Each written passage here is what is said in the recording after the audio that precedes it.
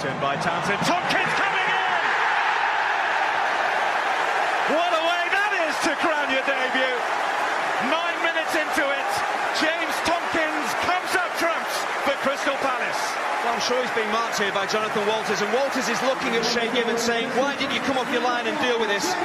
Just wonder whether Walters could have got his head on the ball, could have cleared his lines and was waiting for his goalkeeper to come and catch it or punch it clear, but you run a risk when you're actually waiting for people around you to make something happen and they don't. The ball can end up in the back of the net, exactly what's happened. It's a decent ball in from Townsend, but Walters at the far stick. Well, it just seems to pull out that slightly, expecting maybe Given to come and deal with it, but as a defender, whether you're a midfielder back there, you're first to the ball, deal with it, just put it out of play, put it out for a corner, don't let it go all the way to the man that you're playing against.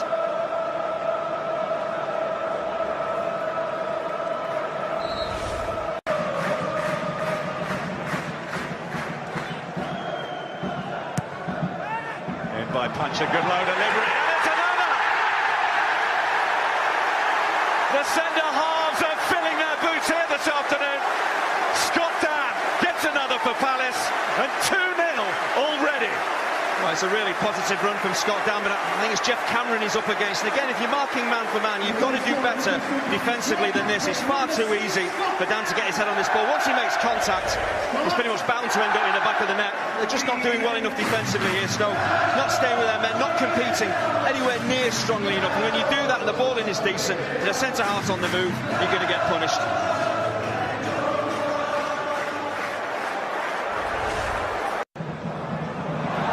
Dan has lost out. Bonnie bearing down here. A lot of work to do. And he slides it just wide. Well, they're inviting pressure on themselves here. First Tompkins, now Scott Dan. Trying to be too elaborate at the back. Their fullbacks are pushed up the field, so there's only the two centre-halves really. And at times just clear your lines, put the ball back where it came from. Don't try and play every single time you take possession. It's just encouraging Bonnie on. He's never going to run away from anyone, Wilfried Bonnie. He's not that type of centre-forward, so he's trying to place that in the corner. Townsend takes and Given is smartly across to get it away. This is a save you probably expect a really experienced goalkeeper and Shay Given to make. He's ready to move it, the ball is crossed in, the shot is taken on by Townsend, so he just steps across and makes a fairly comfortable save. It's all about experience and knowing exactly where your goal post. Short cross. It's not the most powerful header from Ryan Shawcross. He's maybe hoping one of his teammates has anticipated that he's going to win this. He seems to be standing watching. Jonathan Walters, Wilfried Bonnie, they're not making a move, expecting him to get his head on this ball. They're waiting for the ball to arrive at their feet. And strikers or attacking.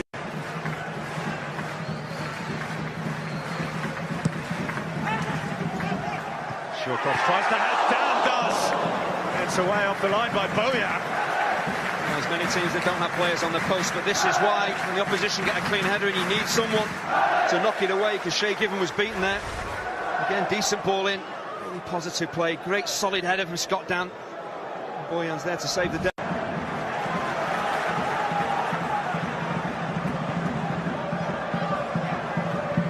And Ross Townsend, Benteke's there, Zaha following in. Somehow Stoke scramble it away.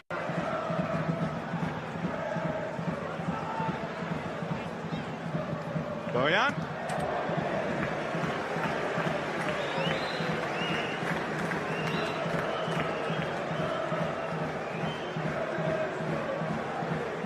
The game's starting to get a bit stretched now, and that'll suit players like Bojan.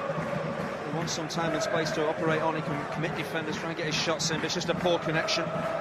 This is down the other, and again, the quality that Palace have, when they put some passes together, get players like Townsend involved, quality is pretty much always there. It's a good stop in the end by Shay Given, but it all stems from Townsend getting out of his feet, just zipping.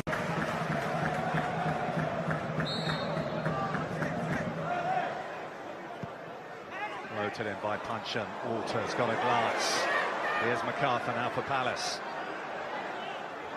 Opens it up beautifully, deflected it.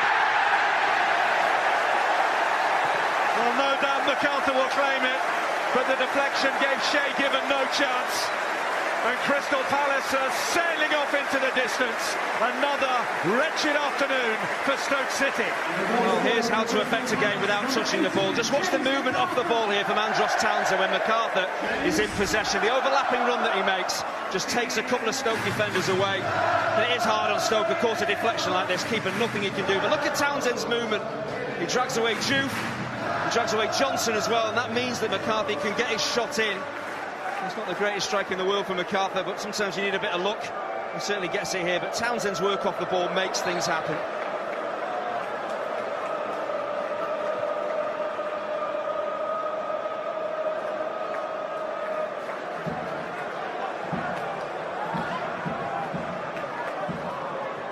An awkward in terms of possession, the areas they've played in, the opportunities they've had, and the goals they've scored.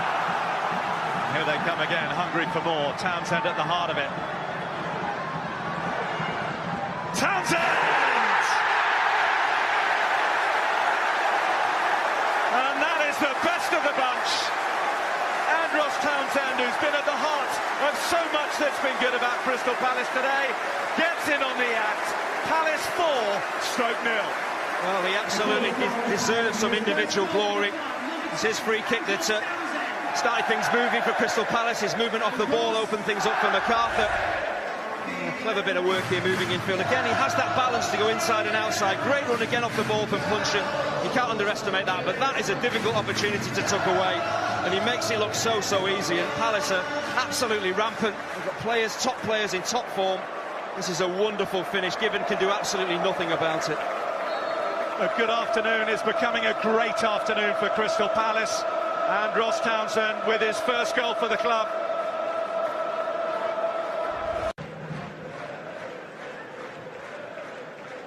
Walters has ghosted in behind here.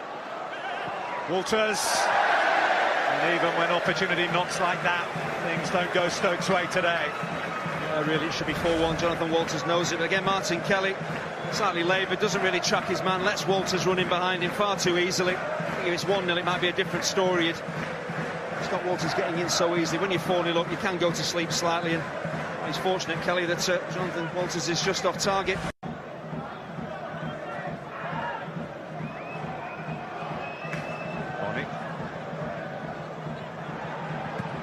Arnautovic!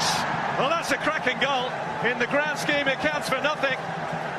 Barely a celebration, but still a sweet strike. Well, it is something to smile about. We just haven't seen enough of this ball's breaking in the penalty area to the key Stoke players, because we know Arnautovic from last season has the ability to score great goals, and that is a brilliant finish. He doesn't have enough possession high up the field to really affect the game in any meaningful way. This shows again what he is capable of. At least it's something for Stoke to smile about. It's been a long afternoon.